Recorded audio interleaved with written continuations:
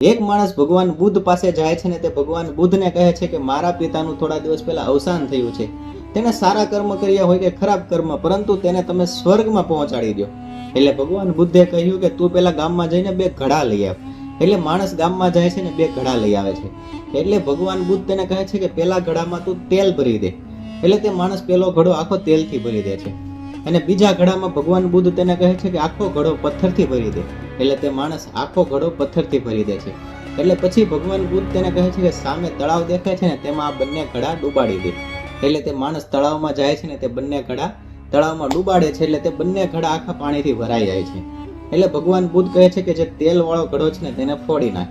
એટલે તે માણસ તેલ વાળો ઘડો ફોડી નાખે છે ને તેલ બધું જ તળાવની સપાટી ઉપર તરવા લાગે છે.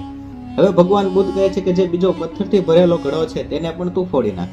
એટલે તે માણસ પથ્થરથી ભરેલો ઘડો પણ ફોડી નાખે છે અને પથ્થર બધા જ પાણીમાં ડૂબી જાય છે.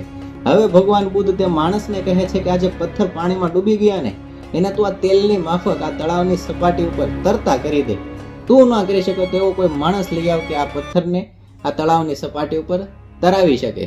એટલે માણસ કહે કે આ તો પ્રકૃતિના નિયમની વિરુદ્ધ છે. પથ્થરનો સ્વભાવ ડૂબવાનો છે એટલે તે ડૂબી જ જવાનું છે. કોઈ પણ માણસ તેને આ તળાવની સપાટી ઉપર તરાવી ના શકે. એટલે ભગવાન બુદ્ધે કહ્યું કે તું પ્રકૃતિના નિયમને સમજે છો તો તું કર્મના નિયમને કેમ નથી સમજતો? જો તારા પિતાએ સારા કર્મ કર્યા હશે તો તે સ્વર્ગમાં જ જવાના છે, અને જો તારા પિતાએ સારા કર્મ નહીં કર્યા હોય, ખરાબ કર્મ કર્યા હશે, તો દુનિયાનો કોઈ પણ માણસ તેને સ્વર્ગમાં નહીં લઈ જઈ શકે. આ કર્મનો સિદ્ધાંત છે. જો તેને સારા કર્મ કર્યા છે તો તે સ્વર્ગમાં જ જશે. એટલે માણસ વાતને સમજી જાય છે ને. દોસ્તો, આ વાત તમને સારી લાગી હોય તો કમેન્ટ કરજો, અને વિડીયો ગમ્યો હોય તો લાઈક કરજો, શેર કરજો. થેન્ક યુ દોસ્તો.